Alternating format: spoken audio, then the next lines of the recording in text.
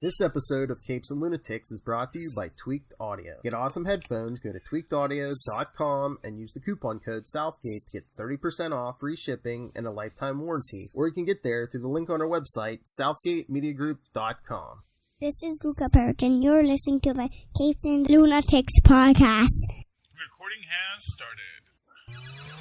Hello, cats and kittens. Welcome, White Bomber from the Burrow Pits. Phil, Filmy, and Perich. That's the guy. I love him.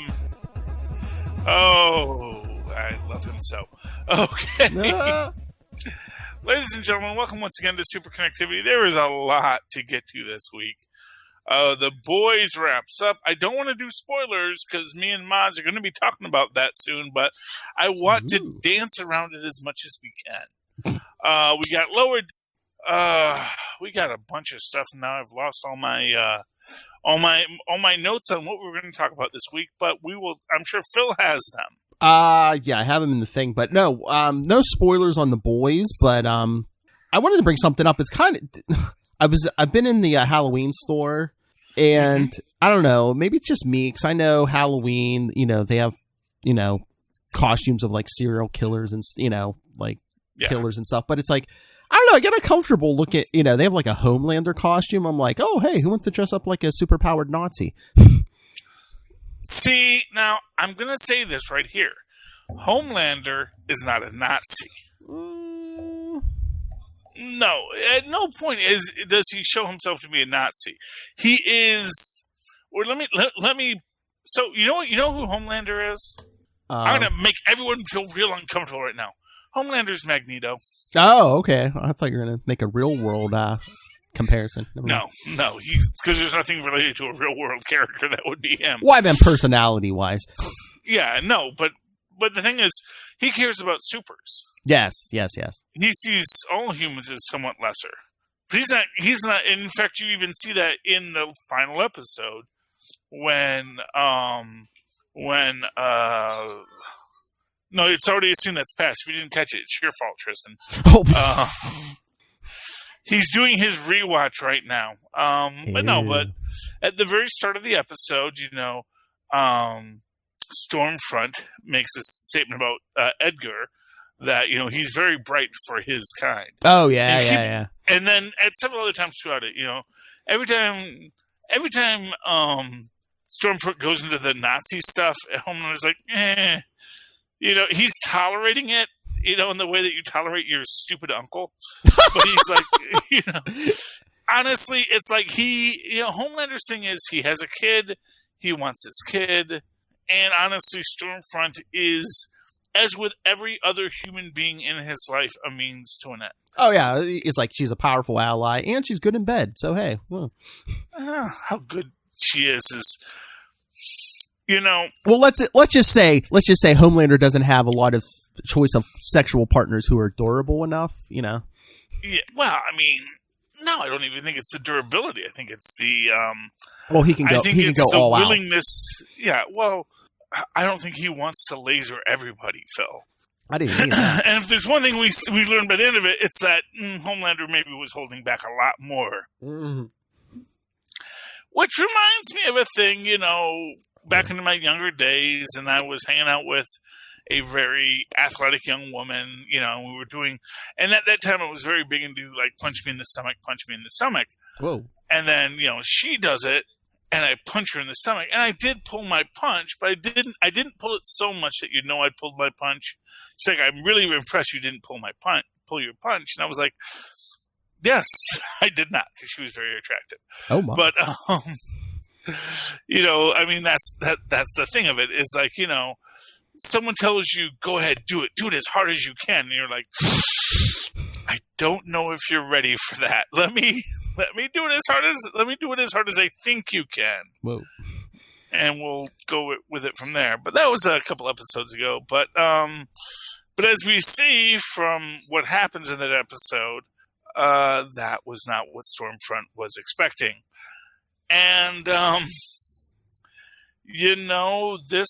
this, what I have to say about The Boys' final episode is how beautifully it threads the grimdark needle.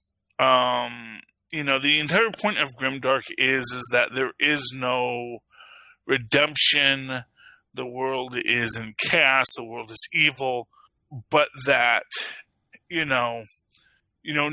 no victory is ever a real victory. But this series, and that is very much, I think, the theme of The Boys. But I think, without giving away spoilers, what the final episode does is it threads that needle. It says, yes, the world will always be a place of the weak and the powerful, and those who can cause pain without repercussion. But that at the end of the day, the little victories you get can be big victories. That at the end of the day, you can walk away, and good may even be done by the latest Grimdark iteration that you want to align yourself with. Especially because they are a good person. Or they aren't a good person per se, but they're willing to tolerate goodness in the world if it puts them in a better position. Mm-hmm. And which is a weird thing. It's like, this is a weird thing. As I've always said this about Donald Trump, is that Donald Trump could have been the greatest president in the world because all he wants is to be liked. And he could have taken bold stances and threaded the needle of being liked to make himself appear, much like Ronald Reagan did, as a good president who was trying to do good for the world, while also making himself into this beloved character. He could have done that very easily. Were a couple things very early on that I really felt he could have taken this bold, meaningless stand that would have allowed him to occupy a middle space that would have allowed him to be great, and then he chose not to do it because, honestly, for what it's worth, Donald Trump isn't that smart. But, I think that the characters we see at the end of this are those characters, like Ronald Reagan, who are willing to say, yeah, I just, I don't want to see the world burn.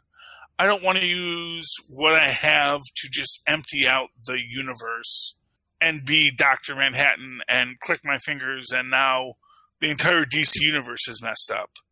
I want to be someone who's just getting through day to day in a good spot, and I'm going to do evil to do that, but the fact of the matter is, if you all exist, it doesn't really bother me. And I also think along those same lines, Homelander is in that exact same spot, where so long as Homelander gets his, he really doesn't care about all the rest.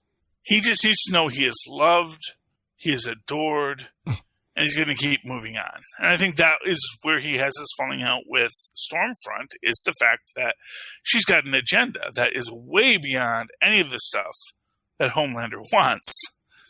In that sense, it's like Homelander is the anti-Trump in the fact that he wants all that adoration. But when someone says, here's how you get it, you appeal to these awful things. And everyone's like, and he's like, why? I was already doing okay when I was just being everyone's favorite hero, Mm-hmm.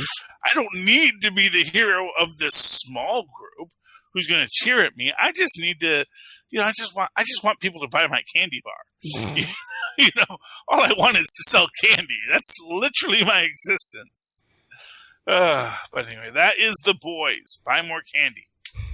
That was actually, it's not a reference to anything except in my own head. So anyway, other things are going on. Oh, Doctor Strange is signed on to take on the mentor role in Spider-Man 3, episode 3. Whatever that title's going to be.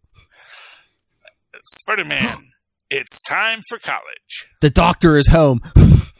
And here's the thing. House call. I don't know.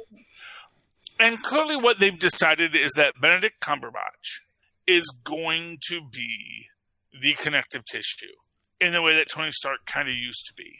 Which also means that Marvel is steering into the mystical curve before DC gets the chance to.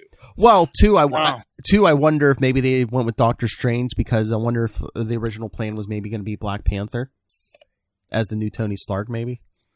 I think that's a possibility. I don't know. And I don't know, especially with other factors that go into that entire debate, where you put Black Panther. Although that does remind me, I do have a great theory, which we'll do at the end. I want to save that for the end. My theory on how to do Black Panther 3 amazingly well. And we're going to get to that in a little bit. So stay tuned, cats and kittens, and go to tweakedaudio.com and get some really fantastic headphones so that you can hear what we're talking about. I'm doing that in the middle now instead of the end. Ooh. Now people have heard it, and we can do those later, and then I don't have to do it at the end. I don't have to remember and do that big long thing at the end. I'm thinking, so that's tweakedaudio.com, where fantastic headphones can be found, and use the coupon code Southgate to get that discount. Moving right along. Let's see here. Man. Philip, give me one of the things on my list. I gave you... Oh, here you are. Let's see, what's this? MODOK.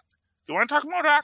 I mean, if you want to, we got the first look. It's one of those, like, stop motion animation things. It's people are going to say, oh, it's Robot Chicken. It's not Robot Chicken. It's Raskin Bask or Racken Bask. I see where you're at, Patton Oswalt. And I guess it's about MODOK and his family and what he does when he's not running AIM. It's like, yeah, well, I guess that's Modam. Why is Modam so much hotter than MODOK? No. I guess because if you look at the picture, I guess he has a normal wife and a normal son, but I guess they said the daughter looks like him. Oh, is that the daughter? I think that's what they said. Yeah. Okay, well, she is much hotter than him, so we'll go with that. So, then we have Don Blake, and okay. I know you said something about is Feige going to cast like any of those Sony people? Feige! Fox Feige, people. Yeah. Thank you. Okay, so let's finish MODOK while we're here. Okay. So they released some still images from MODOK. It's Patton Oswalt family. Okay. It's comedy, it's stop motion of some sort, or CGI that's meant to look like stop motion. One or the other. I'm not quite sure how it's supposed to play out, but it looks good. We'll have to see what the writing is. Mm-hmm. And if the teenage MODOK, I don't get why the daughter should be. And see, I think that's a misfire right there. To have him have a normal human wife, and then to split how the children show up. It's sort of that, the Willises from the Jeffersons, where they had two kids. One wound up black, one wound up white. It's like, it's not really how genetics work. So it's like they should all be sort of like slightly smaller heads, but still big heads. And, I was going to say, if that daughter looks like him, man, that childbirth must have been painful. Well, it doesn't make much sense at all. And again, it's just this idea that they're, I don't know, to me it seems a little too cartoony for anything that's in any way MCU related. So honestly, to me, it kind of seems too Robot Chicken-y, which I know I just derided, but I think that's sort of the problem with it. If you're going to make it too Robot Chicken-y, except I do think that they may rise above it. They may take what is an outlandish premise and then give it heart, which I think is what Lower Decks recently did, where they took an outlandish premise and gave it heart. Yeah. Where they said, okay, here's the outlandish premise, and we're going to play it out, but we're also going to build these characters and these relationships. And then they're going to get grimdark and have Boimler, spoilers, to have Boimler leave Mariner behind. Cliffhanger. It's not really a cliffhanger. It's just Boimler being a jerk, which annoys me because, again, it's that reality. Well, we showed you he was a jerk in the first episode, and we showed you he was a jerk in the last episode. Why are you mad that he's still a jerk? He's always been very career oriented, Yeah, and if you want to, here's the thing. It's like you can argue anything you want to argue. Because spoilers for the last episode of Lower Decks, if you haven't seen it yet, pause, go back and listen to it. Or if you want, go to huntakiller.com and help out Michelle Gray solve a cold case that she has yet to do. You can use the coupon code Southgate there to get a discount on it. And they do have a Blair Witch option too, which should be fun.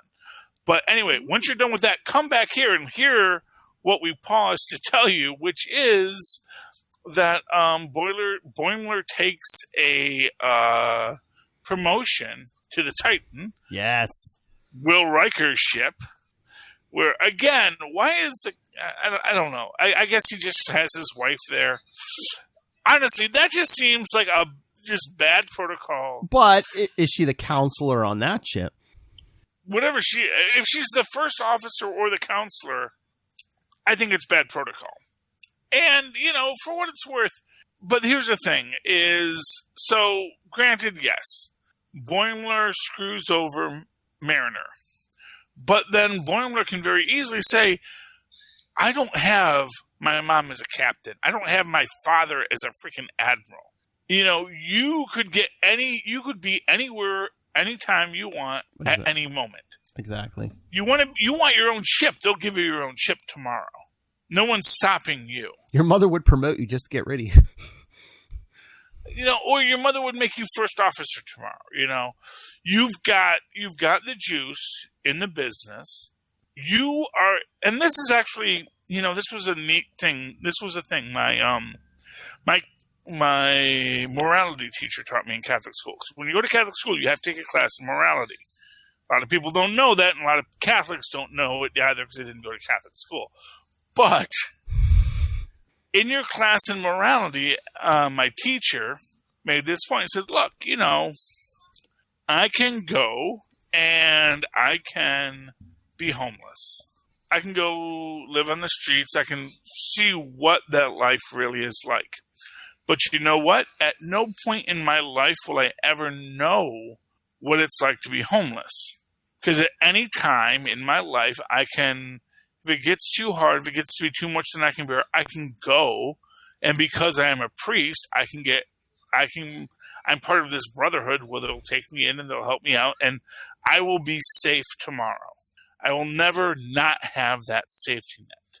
And Mariner always will have that safety net. She will always have a father who's an admiral. She will always have a mother who's a captain. And even if tragedy occurs and her admiral father and her captain mother perish, she will always have this network of people who know who she is and will always give her the deference. And that's something a guy like Boimler will never, ever have. And so Boimler has to fight harder and take the chance when it arrives. And when he gets that opportunity to move to the Titan, and I imagine that's going to be that first episode where they reconcile. Oh, yeah. Where Mariner's going to be all mad and all full of her righteous indignation, and Boimler's going to take her down because, look, you're in a different class than I am. You were born into Starfleet royalty. I wasn't. Everything I've gotten, I've had to fight for. And yes, you are capable and skilled, and you could have anything you want whenever you want. But I can't. I've got to be the person who fights harder. And that's good. And honestly, that's also just a bit of mansplaining on his part, and maybe even arguably gaslighting. So it's going to be a very controversial second season of Lower Decks, I'm sure.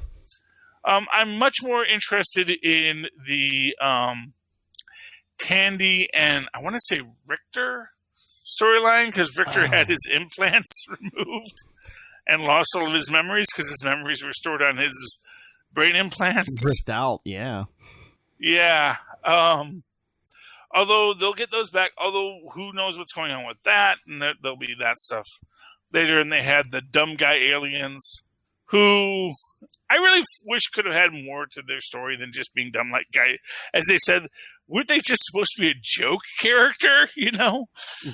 They like to lampshade stuff in Lower Decks, but the Pelkis, I believe they were called. But anyway, yeah. So that was that. Yeah, but I enjoy Below Decks. I think it's really one of the best Star Trek products out there right now. Lower Decks. Lower Decks. I always call it Below Decks, which is a completely different show because that's the show about 20-somethings having sex on a ship, and which my wife likes, and so it's stuck in my head. It's an A&E show. Those who know. What else do we have to talk about? Don Blake is back. Well, not yet, but yeah, he's coming. Yeah, well, he's coming. Oh, I was going to say, to go into that, do you want to talk about this week's Thor? Fudge, I did not get to read it. Oh. Yeah. That's okay. You didn't read my book either, so I know. that's fine. Well, tell me about Thor, Philip.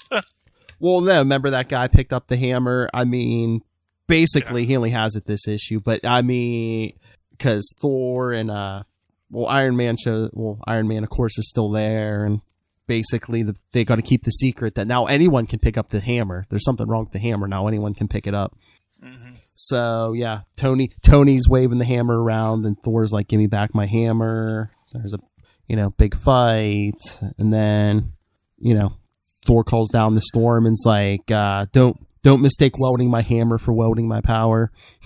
Mm-hmm. Okay. Why is Tony being a jerk about the hammer? Because, Thor threw it to Earth where just anyone could pick it up, and he put Tony's phone number on it. Oh, okay. So this is his payback. But he's like, he's like, anyone could have picked up. He's like, I think he even says here, he's like, God forbid. He's like, what if you threw that to Earth and Doctor Doom picked it up? Yeah. It's fair cop, But then again, I suppose there's maybe this implication that, yeah, anyone can pick it up, but it's not like, even though this schmuck got to be Thor, mm-hmm. and maybe he got to be, what was that character from Secret Wars 2 issue 2? I think he called himself Thunderbolt or something. Oh, yeah. I know who you're talking about. Yeah. Yeah, but he basically Bounder just gave him powers. Goes, hey, random dude, have nigh omnipotent powers for a reason. But let's see what you do. But I'm just wondering if Thor's going to go looking for Blake, because at the end of this issue, the guy who picked up the hammer, him and Thor are talking about, all the problems with the hammer and stuff, and he's like, well, what you usually do if something's wrong, you turn it off and you turn it back on. Mm-hmm. Oh, so I wonder if he's going to, if I don't know, Thor's going to try to use Blake somehow to like get control over the hammer again, or. Yeah, well, turn it up. Maybe he's going to try and turn back into Blake, and maybe that's going to reconjure Blake. But maybe that's how Blake comes back, and Blake's got like all cosmic-y stuff, and Thor was just all cosmic-y. Because when we see the Thor, the Blake image, it's like Blake is freaking what's his name? The genie for Wyndham Resorts.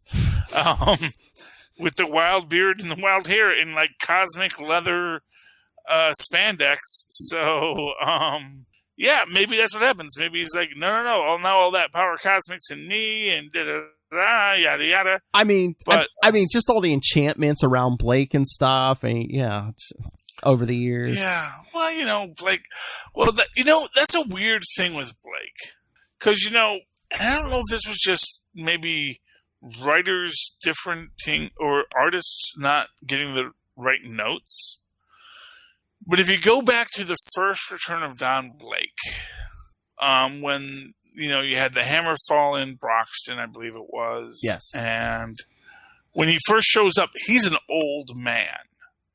And you see him on a subway, and he looks like an old man walking with a cane. He's got his little bag that says Blake on it. And then he picks up, and then later becomes the Don Blake of youth. But there is this implication that he had lived a life. Mm. So, and like I said, that could just be artistic license. That one artist said, oh, well, if it's the Don Blake that always was, because they say that, this man, and then we see he's Don Blake, and then that artist just thinks, oh, well, okay, so I guess when Thor stopped being Blake lived his life. He was a doctor in New York, and that was 40 years ago. So now he's going to be an older doctor, and so they wanted to show that he was an old man now. Then later artists didn't do that. Yeah, I mean that's weird because I think that originally Blake got taken away from Thor when Odin gave Beta Ray Bill his hammer, and he put that enchantment in Beta Ray Bill's hammer, so Beta Ray Bill could return to his original form of non-horse face, No, I understand that, but when you get to the idea that they're going to bring Blake back, the artist just sees the notes. Yeah. It goes down to what notes the writer gives the artist. Or two, it might just be like, what story was it? There was some story where they're like, subconsciously when Thor was, Blake was Thor and Thor was Blake, it's like, when Blake first appears, he's like a scrawny guy, but over the years they started drawing him like more and more, in shape. And they're like, subconsciously Thor was like tweaking that mortal shell, over the years. Yeah. Well, although to be fair, they do that with every superhero who used to be scrawny. It's like Doctor Strange used to be super scrawny. Yeah. And now he's like, I'm ripped, Doctor Strange. Spider-Man. Literally, his whole thing was how scrawny he was. And then by the 80s, he's like, I'm a guy who can fill out a suit, By the time that the great Otto Octavius takes over the body, he's all impressed by the abs he's got, never having had abs himself. So, so Don Blake is coming back, and, we'll see how that story goes. I'm hoping they don't damage Blake too much. Yeah. As a character, because honestly, he's been put through the ringer. Exactly. Not as bad as some characters. But I would definitely love to, as was said, it's like when Blake first appeared, he was created to teach Thor humility. Mm-hmm. And, there's an interesting idea here with the other villains that Thor has fought, like Mangog. And the idea that being Odin, being King of Asgard, is too easy to be the being who destroys things. And it would be so important if there was someone who had power against you. Now, when you're Odin, the only form that can take is as a Mangog, as this beast. So much more powerful to destroy you. But the character who can just destroy you with words, the character who knows you better than yourself, the character who can say, Superman, why don't you just put the whole universe in a bottle? That's the person who will teach you humility. Oh, I like this. What if, Blake, the thing, the being that Odin basically created to teach Thor humility, what if over the years Thor was like basically just dumping all his negative emotions and feelings into the Blake? Oh, well, that could be a thing too.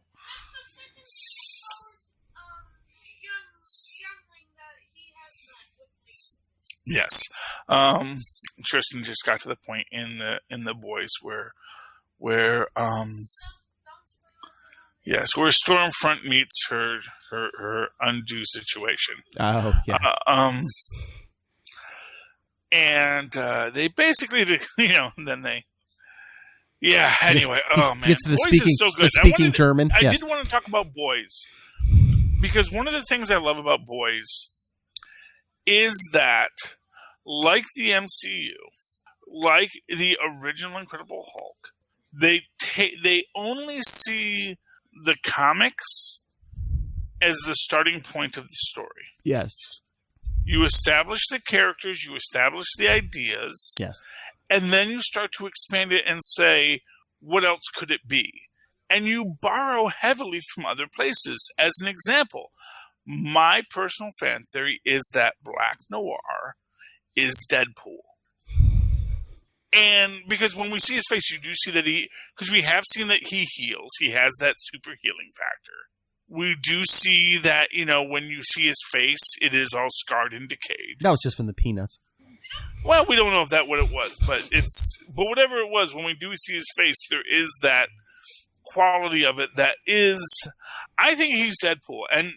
And I think, as you will recall from our interview, although he said this in many different interviews as well, this is one of his go-to lines about the creation of Deadpool, where he said, I could have just as easily made Deadpool.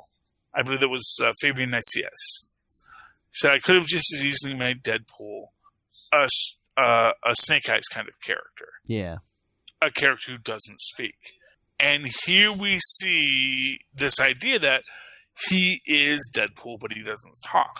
Mm-hmm. Which also implies that maybe he's Deadpool with that same kind of nuttiness in his mind and that joy in his heart, if you will. But he can never speak. which also explains why he cries when he finds out he's been, injected with the drugs. That's like 4 episodes ago. People, if that's a spoiler for you, I can't. I don't know what to tell you. Just watch the dang show. You'll enjoy it. It's been a month. If you don't mind, like, people's heads getting exploded, because there's a lot of head exploding. Oh, that reveal. Well, we won't spoil that, but that reveal. Oh, I was like, what well, didn't see it coming? Nope. Although it made sense. Although, that was one of the things I wanted to say, was the head exploding. That exploding head trope is actually from another book, which is Millar's Super Criminals. Where, with a character that can make people's heads explode, no matter where they are in the world, just by thinking about them. And that's their one power. But it makes them literally the most devastating supervillain in the universe, because they don't even have to be there. Yeah. I mean, they just have to know who you are and what you're saying, and then they think about you, and then they blow your head up. Yeah, and again, I mean, it's an older trope too, because I mean, it could be anything. I mean, it could be a reveal that it's telekinesis, or even like a Sue Storm and invisible force field thing. Well, whatever it is, but what I think. Well, so the first time we see the head explode, it's from someone who is in the middle of nowhere, and it's not implied that anyone's around. Now, when we learn who it is, it's implied that they're right near it. But again, in the same situation, they're not so near it that they can see the person. Yeah.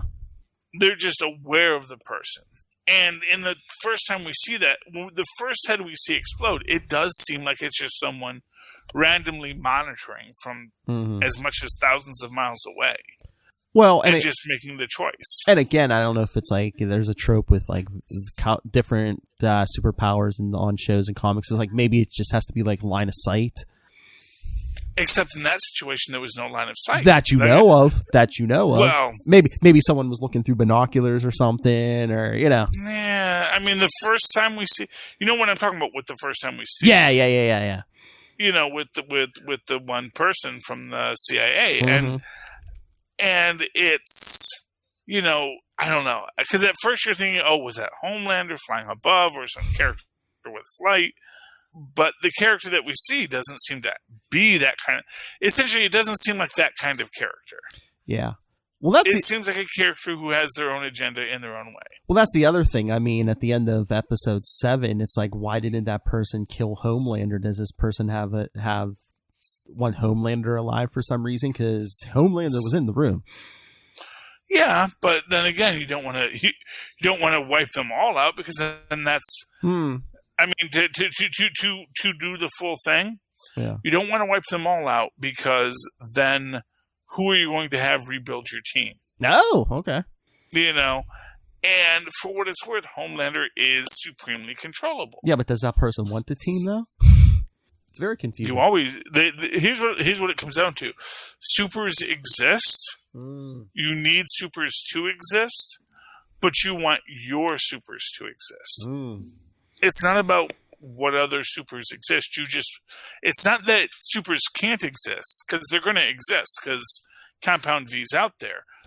You want to control the supers, which this person, arguably by the end of it, kind of winds up doing. Okay, true. I mean, Homelander, as powerful as he is pretty, control. I mean, all you need is like a pretty face to control Homelander. It's like... You need what you need with him. Yeah. But at the end of the day, what Homelander wants is, like Donald Trump, just to be loved. So long as he has his cheering crowds, he's happy. Oh, I could see him doing that final scene of Homelander. I could do what I want. Oh, yeah. Well, I can do what I want. And that's the point. Just realized a nice symbology at the end there with the St. Christopher medal and the cross that Starlight's mom gives her. Oh, yeah. In the same way that they may seem in their own ways as petty moments, they're actually kind of much more significant. And the power that they have comes from the person receiving it more than the object itself. So remember what advice I gave you? Yes, don't be a C word. Yes. Well, that is, and like I said, this is weird. This is how this show threads the needle. Because nothing about this should make you feel happy. per se. Oh, that finale, man, was a roller coaster. I mean, just, it was just like, oh my God. It was like you're sad, and then it's like that one. Well, that one fight with Stormfront, when the three of them were attacking her. It's like, what it is grimdark done right. Oh yeah, because the whole argument of grimdark is, hey, the world's not a bunch of lollipops and puppy dogs, so maybe we should just accept that it's all awful, except for the fact that, well, no. So, like, for example, as the real world contingent, you could argue we're in that grimdark world right now, where the outcome of whatever happens is going to be what it is, but at the end of the day, humanity will continue. And there are little victories, and we'll actually wake up tomorrow in a different world. Well, not tomorrow, but, well, maybe tomorrow. We don't know. I don't always trust the news. I'm just saying that right now. But okay, Trump. Everything is wonderful. Don't worry. We'll have 10 times the crops this year.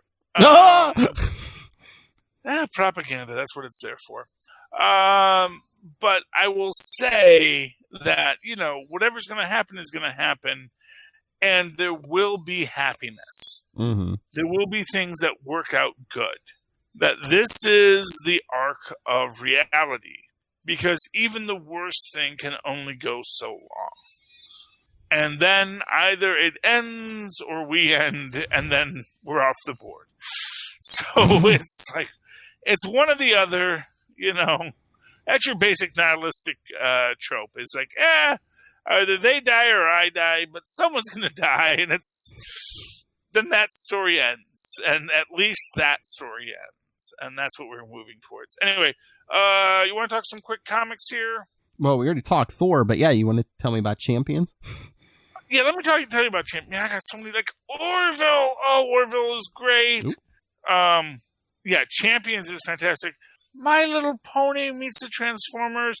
The Fluttershy episode. Oh, Lilith, where are you, my love? Magnificent Ms. Marvel was great. I think that's my books this week. I did download. I haven't gotten the chance to. There's one more. Oh, we only find them when they're dead. Haven't finished that one yet, but great book so far. But actually, that's a great tie-in, because this is by the great Al Ewing. Do you know who writes Champions, Philip? Who? Someone by the name of Eve Ewing. Oh. I don't know if they're related. Yeah, I don't know. But now I'd like to find out. Eve L. Ewing. So that is our writer for the Champions, and I'm intrigued by that. Now, it wouldn't be the first time that people had the same name in comics. Yes. Local Man has same name, but still, it is interesting. And we get the basics of the difficulties of the new law, the Kamala's law. I think they said no one under 21 can be a superhero. I think so. Which is, honestly, it's like, at 18 we can kill people. At 18 we can join the army, but we can't be superheroes yet. But what really kills me is what's her name? Nightingale or something? She's some bird-powered super character right here with the red. Is that Starling? Wait, Starling. That's her name. Starling. You know who she is. Who is she? That's the granddaughter of the Vulture. Oh, okay. Because she's shown up in Miles Morales' book before. Yeah, she's kind of a jerk. But, yes, yeah. Because one of them makes the point. Who looks like Cloud9? I don't know. Huh? She's got like goggles on. She's a blonde lady with goggles on. But Cloud9, as far as I knew, gave up her powers, but maybe she got them back. I don't know. Cloud9 I love because she's cool. But she makes the point, all we need to do is find a adult hero to be our mentor, and we're great. And Starling makes the point, you actually look, all the best superheroes are taken. Who wants to be the sidekick of D-Man?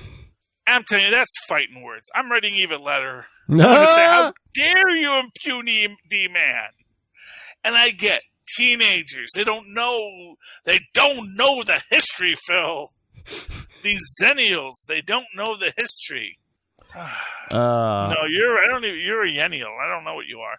I have to get Eve. I might try to get Eve viewing. But but she, she makes the point. But and along those same lines, it's like it's not like, and that's one of these weird things about this. It's like, well, shouldn't all of them be able to get like mentors easily? Because they all like have connections to notable superheroes. Heck, they could all join the Future Foundation tomorrow. It's like freaking what's her name, Moon Girl, Luna, could take them and say, let's go to the 4 Yancey Street real quick. Just, hi, Reed, can you just sponsor us all so we can be superheroes? And I'll go, sure, you're now members of the Future Foundation. If Luna says you're good, you're good. And then you can even have a very interesting thing where Luna's like, well, no, actually, I don't think, Starling, you're good, because you're the granddaughter of the Vulture, and you're kind of a tough person to like. You're kind of mean, and so maybe you shouldn't be a superhero. And that gets a more interesting story. But anyway, that's not the story they're telling. But I'm enjoying Champions. I'm looking forward to the second one. I am gonna write Eve a nasty letter. So wait for it, Eve. It's coming to you. Oh, I did look it up. I don't think she's related to Al. So well, that's fine. So I should find her and see if she wants to be on our podcast to answer for her crimes against D-Man. Yes. Oh, hey, I told you in Little last week I was picking up a book that wasn't Marvel or DC. Mm-hmm. I picked up, I couldn't find the first issue. I'm going to try to find it, but I picked up number 2, G.I. Joe Snake Eyes Deadgame. Oh, how was that? Pretty good. Like I said, I missed the first issue, but, it starts off with Snake Eyes and Scarlet, but Storm Shadows joins the party by the end. It's basically like ninjas versus like godlike beings. So, and it's written and drawn by we were talking about Deadpool, Rob Liefeld. Oh, good old Rob Liefeld. Yes, nice to see him getting work. Yep. But it was pretty good. Like I said, I missed the first one. This one was pretty good, so I'm gonna get the rest of them. Good. Yeah, we read a lot of books this week. I actually had about 50-50 between Marvel and Indies, but no DC books. So, DC, what's wrong with your game? You didn't pick up Batman 100. No. I know. Don't like the Batman. Trust me, he is like no Lex Luthor. That's all I'm saying. There was a poll on DC recently about who gives the best which billionaire gives the best candy. Ted Kord won, and I'm not going to say they're wrong. Yes. Ted Kord, Blue Beetle, yeah, probably he's going to have really good candy. Oh, you should have picked up this week, Young Justice 19, written by Brian Michael Bendis and David F. Walker. Oh, well, maybe I'll have to go get that next Wednesday. Because she wasn't the central focus, but Naomi was in it. Naomi's like part of the team now, too. I should have picked it up. I did pick up a David Walker book this week, which is called One Fall. I haven't read it yet because David Walker posted a thing just to his website, and you can download the PDF of it. So I highly recommend people go do that because I do think it looks really cool. I just haven't had the chance to read it yet. But One Fall, which is a story that I've been interested in for a while about wrestlers and the supernatural. Oh, so nice. It's very much up my line.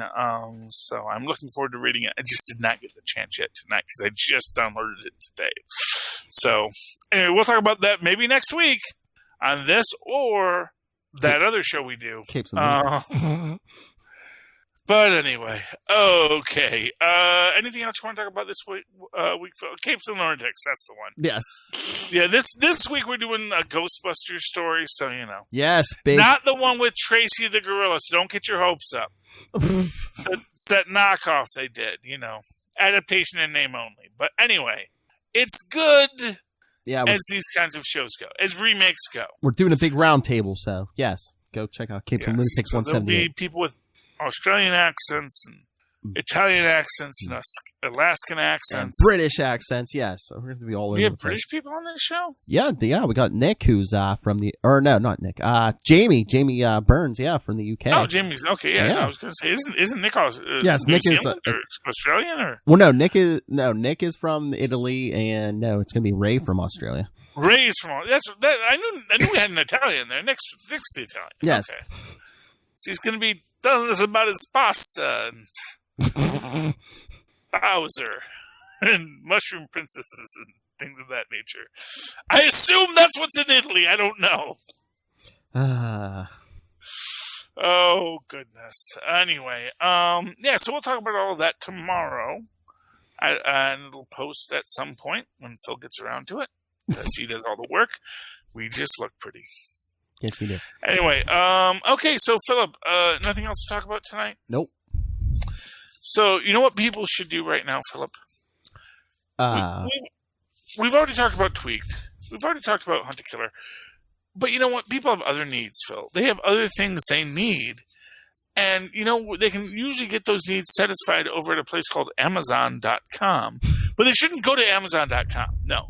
They should go down into our show notes and find a link to Amazon.com. Yep. Down there, they're going to click that link. It's going to take them to that same Amazon.com they would have gone to on their own. But Amazon's going to know that they listen to us first. And Amazon will reward us in this, late-stage capitalistic society, and that will have value to us and value to you, because that is what allows us to keep on making these fantastic shows.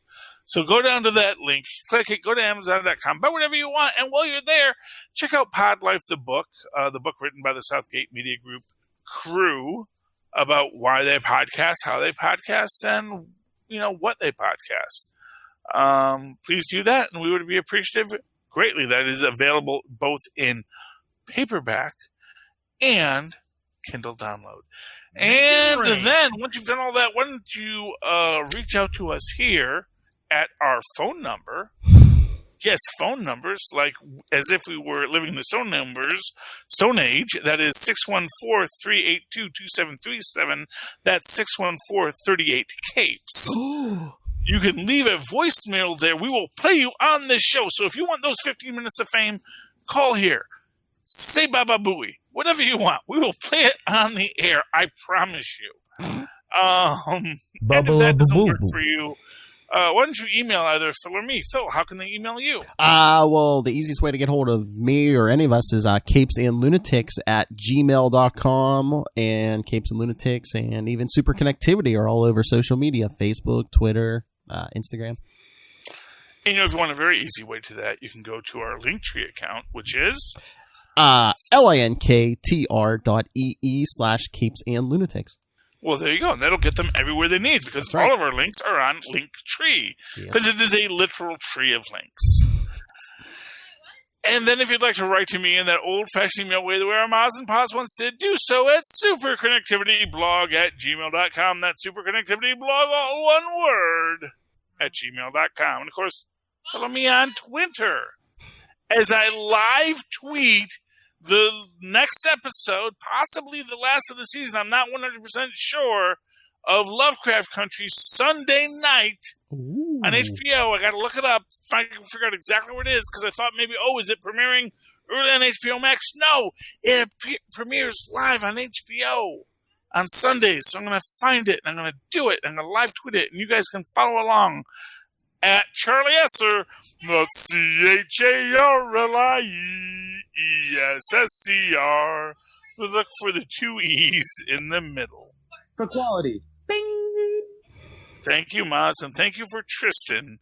If anyone can... Maz we have a recording of him. Maz will live forever as a disembodied voice in our podcast. I'll be gone, Phil will be gone, but Maz will still show up on our podcasts as Luca pushes buttons. Hooray! Well, Phil has taken voice lines from Maz over the years, but yes. Anyway, ladies and gentlemen, that's Tristan. No, it's just you're not on. They don't hear you because you don't have a mic on. But you could always put on your mic and log in with your computer and be on the show if you ever want to. Okay. Anyway, ladies and gentlemen, thank you for listening to us. Please super connect with us again next week. Good night. I don't know if any of the things that Tristan is saying is being heard or not, but Not clearly, no. no.